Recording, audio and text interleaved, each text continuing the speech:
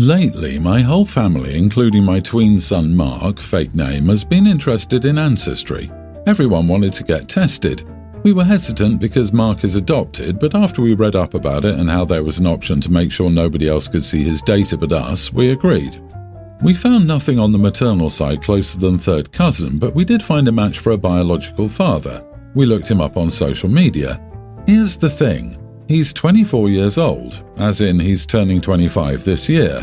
Our son was an anonymous hospital surrender, so we understood that we must tread carefully. The story might not be great, but this crosses a line for us.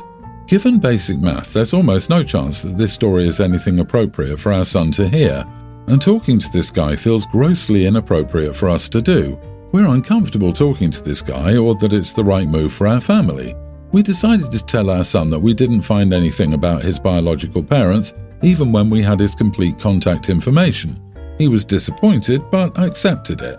My family thinks we should have told him the truth. We disagree.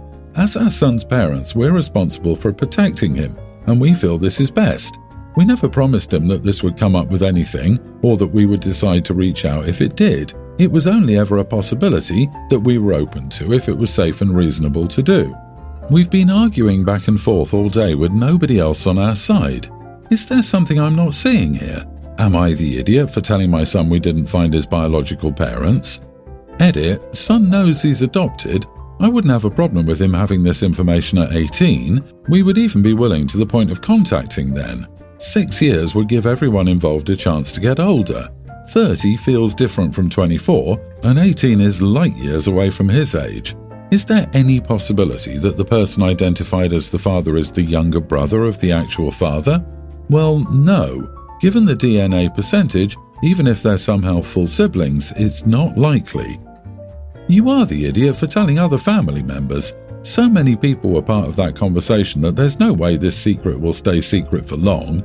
If your son doesn't get to know, then they certainly shouldn't have been told. Also, he's likely going to try to find bio parents himself again one day, and he might be upset if he finds out that you kept this information from him, especially if his bio dad does want some relationship. This is his story. You can't sanitize it or hide it from him. That will just add to the trauma when he inevitably finds out the truth. And he will find out. This will bite you in the butt. Yeah, 3 people can keep a secret if 2 are dead. OP will have to deal with her son's feelings of betrayal because of the lies. And it's such a stupid secret to begin with. This kid is 12 years old. He's old enough to be communicated with about this rather than be lied to. What's wrong with saying, we did find somebody, but we don't know if they're safe enough to reach out to yet? He's not 6 years old. Surely he will understand when his parents explain that his biological father was too young for a kid and that he is a stranger who might not be safe. 18 is too late. That's the only part that gets me. Why on earth did OP discuss this with anyone other than their spouse? You've turned a private, possibly traumatic subject for your son into family gossip. This will come out now and it will get back to your son. Too many people know. People who will talk amongst themselves and possibly directly to your son. If anyone was to get that information, it was your son. And if he wasn't getting it, then you shouldn't have told anyone. Everyone's the idiot here. I wish you hadn't told anyone else though. My nephew was told the truth about his conception by it's only right person. At 12, he thought my brother was his bio dad. He was very loved, very wanted, but still a product of my sister-in-law's unfortunate accident. Oof, that should have been a secret. He's 32 now, no interest in having a family, full of rage. You'd think of us liars, right? No, it scared the crap out of him to find out at that age. I pray you have no do-gooders like we did. Good luck to all of you, OP. My husband, 37 male, and I, 37 female, have 4 kids. Our twins, male and female young teens, are in 8th grade. Our son, Bayard, and our daughter, Adeline. On Monday, my husband and I both got texts from Bayard that he needed to talk to us when we got home. We found this odd and talked to each other before the kids got home. Once they were home, we spoke to Bayard in his room. He told us that he'd heard that Adeline was being rude to her history teacher. This teacher also has Bayard in a different period. The teacher is also Bayard's baseball coach. Bayard and his friends look up to her. She knows so much about the sport and will talk to them about all the games going on, and she also gives them advice on things. My husband and I have never seen Bayard that mad. He was red in the face. He said he didn't know much of the details, but he heard from some kids that Adeline asked the teacher if she was on her period. We emailed the teacher and got a reply on Tuesday. She admitted everything Bayard said was true and gave us some details. What she said was absolutely horrifying. She said it started when Adeline was talking to some friends while she was trying to instruct the class, and when she told her to stop, Adeline refused. The kids were learning about Thomas Jefferson, and one of the kids asked if he was autistic, as the kid had read it somewhere. Adeline and her friends then made some joke about autistic people, who basically called them stupid. One of the kids on the baseball team, Bayard's friend, is autistic, and Adeline is very aware of that. He's a really bright and sweet kid. The teacher told her that wasn't very nice and tried to educate them a bit on what autism was. This is when Adeline said that the teacher was overreacting and asked if she was on her period. The teacher admitted she didn't call because she had had bad experiences with these types of phone calls and was afraid of how we'd react. We told her she didn't need to worry. After this, my husband and I agreed that Adeline would lose her phone for at least a few weeks, and she needed to write an apology letter to her teacher and the boy she made fun of, even though he wasn't in that period of her class. Adeline wrote an apology letter to both, but they seemed insincere and potentially AI generated. When asked about it, she admitted she used AI to write it. We told her it needs to be genuine, but she's refusing to write a letter. She says forcing her to write an apology is going against her right to express her true thoughts and is calling us names. Am I the idiot for making my daughter write an apology letter? JC, get control of your young teen. There's a difference between sharing thoughts and being blatantly rude. Don't let up on the apology. What an ungrateful, horrible child. Adeline needs to lose more than her phone.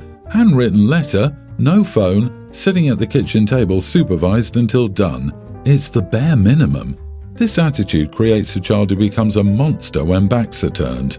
Throw in an essay about autism and a second one on how misogynistic her asking about the teacher being on her period was, about how in the past women were not allowed to enter churches or schools because they were unclean during their cycles. Not the idiot for the punishment, but man, how did your kid get here? Agree. She had her free expression and used it to be an idiot, so you're not curtailing crap. Free speech doesn't mean consequences free. If she doesn't want to apologize, then it sounds like she needs more consequences. Your job is to parent. That means punishing and teaching to be better. Hold firm. You've got this. I, 25, am a general manager at a shop. I'm not the owner, but I've been with them since I was a teen and worked up to my current position. It's been the perfect job to pair with my classes. As the general manager, I do the scheduling and hiring. The owners trust my judgment and let me hire and fire at my discretion. Last week, I hired a girl, teen, from the local high school. She was lovely and showed a willingness to work. She seems a little on the quiet side, but this being her first job, I think it's expected to an extent. There were zero tells or mentions that she may have special needs. 2 days after hiring her, she's not supposed to start until this upcoming week, her father came in and introduced himself to me. He was polite, thanked me for hiring his daughter, and left his phone number telling me to call him after I'm off. I was confused because I've never dealt with a situation like this, but I did call him.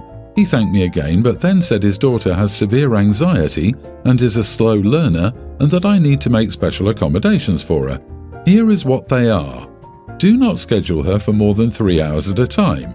Please allow her as many 10-minute breaks as she needs when she appears overwhelmed. He said that if it's very busy, it's better to just let her sit in the back room and watch YouTube. Her school comes first, which I understand, but he said she will need to call off when she has significant homework. Give her plenty of compliments and let the other staff know to go the extra mile to make her feel welcome. If she makes a mistake, I should not discuss it with her, but call him. I don't know much about employment law and not sure if I could be in legal trouble, but like every state, we have at-will employment. I called the owner to tell him about this and he said to use my discretion. I want to call the father back and say I cannot make these accommodations, and if she does need these accommodations, I will have to rescind the job offer. I feel for the girl. Like I said, she was very sweet, but at the same time, I do have a business to run. I'm not a special ed teacher. What's the point of hiring her when I will need to be overstaffed to accommodate for her? I just can't do it. So right now I'm thinking of calling her dad tomorrow and letting him know that she'll be treated like every other employee, and if this doesn't work for her, then she can't work here. Would I be an idiot for that? Not the idiot. However, I wouldn't call the father, I would call the person you employed and talk to her about it. If she wants to join the workforce, she needs to understand what that means. It means she needs to speak up for herself if she has needs in the workplace. I get the impression that the father may have done this, though, without the daughter knowing. My gut feeling reading this is that dad is stomping her boundaries or doesn't want her independent. Ignore everything her dad said and treat her like a normal employee. You're the girl's employer, not the dad. I wouldn't be discussing my employees' matters with anyone but them, the owner or HR. Now, I get you might not have HR as a small business, but if you're the GM, you better damn well get familiar with the labour laws you operate under. If you rescind the offer before she's even allowed to enter your workforce because of a private convo with the dad, you are the idiot. If she could come in for an interview and get the job, I'm sure she can express any need she may have to accommodate her. Give her a chance. If it seems like she just isn't a good fit after a few weeks, you still have the option to terminate if she can't do anything. As somebody who is super anxious, new employers can be super intimidating. I would just talk to her about it and try to make her feel safe. Mini update. Hey you all, thanks for the input. I've decided to give her the job and see how it goes. If she can't handle it, I'll just let her go. I lost my great-grandma in January. She'd been sick for a really long time. I, nearly adult male, was close to her because she and my dad were very close when he was a kid, and she was the grandma who helped take care of the grandkids while the parents worked. My dad always said she was the greatest person. He died when I was 8 and our relationship was extra special after his loss. My parents were separated when my dad died and my mom had sort of moved on already. 2 years later, she moved in with her now husband and my stepsister, who's 5 years younger than me. My paternal family never invited my stepsister along to things, only some have met her in passing. My great-grandma never met her or spoke to her, and they had no relationship. When great-grandma died, she left all the family something. I got my great-grandpa's watch, that she had some work done on to make it work and look a bit more modern today. Of course, this was done before she died. The watch had her and great-grandpa's initials, and he wore it every day until his death. I also got some photos of hers and a blanket she made for my dad that everyone agreed I should have. My stepsister asked a few days after I got the stuff why she never got anything. My mom and her dad were like, I'm sure there are some things. Mom even called my grandma to ask about something for my stepsister, and grandma told her only family was left or entitled to great-grandma's things. My mom was trying to tell my stepsister that she should have gotten something and they would figure it out. My stepsister asked me and suggested we share the photos and blanket. I told her no and said she didn't get anything from great-grandma because they never met or had any relationship. I told her she was my dad's grandma, not my mom's, and they were not family. My stepsister was still upset and started to cry. She asked why I have a whole other family that she doesn't and why they don't want to include her. She's autistic and doesn't always understand social things. She's also had an interest in being around my paternal family. My mom told me it was disgusting to say those things to her and that I should be ashamed for upsetting her and making her feel unworthy. She also told me she was ashamed of how flippant I was about my little sister being left out. Am I the idiot? Not the idiot. There's no point in sugarcoating it for her. The best thing to do was to be upfront. This side of the family is not related to you even in marriage, and these items hold a lot of sentiment to us. You did the right thing. Your mom, however, did not by getting her hopes up and then wondering why she cried over this situation. I feel like with her autism, and normal people feel this way too, she has FOMO, fear of missing out. So you have this whole life with your dad's side of the family, and she might feel like she, I don't want to use the word entitled, has a right to that relationship somehow. Sure, because the mom totally didn't reinforce the idea that stepsis should get something. Mom probably believes it's only fair if both teams win a sports game. People like that drive me nuts. There's nothing wrong with experiencing sadness or disappointment. It doesn't feel good. The trend of parents expecting their kids to be generous with their spoiled siblings is strange to me. Is it hard to tell her that she doesn't get anything from a stranger? Your mom and stepdad are raising your sister to be very entitled. I've read too many stories and I'm concerned about the safety of your memory objects. I worry that someone will take some or all of them and give them to your stepsis. I worry that your stepsis might destroy them in anger someday.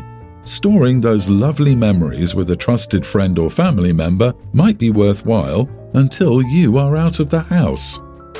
I, 27 male, have always had a sensitive stomach. A lot of things mess me up, but ever since I was a kid, the thing that was always the worst was sugar-free sweets. I don't know what chemicals those companies use, but anything that tastes like it has sugar in it but doesn't has been a nightmare for my stomach. Seriously, sugar-free food messes me up. So yeah, fast forward to now and my brother has decided to go vegan. I have no problem with this. He had a birthday dinner yesterday and before the cake was served, I overheard him bragging to his friend about how the cake was completely vegan and sugar-free. I was a little hurt because my brother knows about my stomach problems, but I figured it was his birthday, so whatever. My brother tried to pass me a slice when the cake was served and I said no thanks. He told me that he knew it tasted good and made it himself and asked me to at least try it. I still said no thank you, a little more assertively, and he dropped it. Things got really awkward really quick and I ended up leaving early. Now my family has been telling me that I was rude to refuse to eat the cake. I've tried to explain about my stomach, but they claim that I could have taken a bite to be polite. Am I the idiot? Not the idiot. Why would they be so invested in you eating a piece of cake even if it didn't give you the squirts? No kidding. Passing up a dessert is not something to be taken personally. It's not like you flipped the table and stormed out. I totally understand your issues with sugar-free foods. I'm highly allergic to stevia, the sugar substitute in everything now, and I will be getting an EpiPen for it soon. I've also had to deny sweets because they're sugar-free and people couldn't tell me what sugar substitute was used. Even if you didn't have a health issue, no one should care that you didn't eat it. It's not some kind of slap in the face. Attending a birthday party and not wanting any cake is completely okay. But next time, accept the cake and leave it behind a couch somewhere. Hope they'll like that. Or tell them you bring rat poison next time to barbecue and will expect everyone to take a non-lethal dose just to be polite. What the heck is wrong with them? I cannot imagine ever being offended that someone couldn't eat something I'd made because they had a food allergy or intolerance, let alone ignoring a food intolerance I knew they had when preparing for an event I knew they'd be at. Your family sounds like a bunch of idiots to me.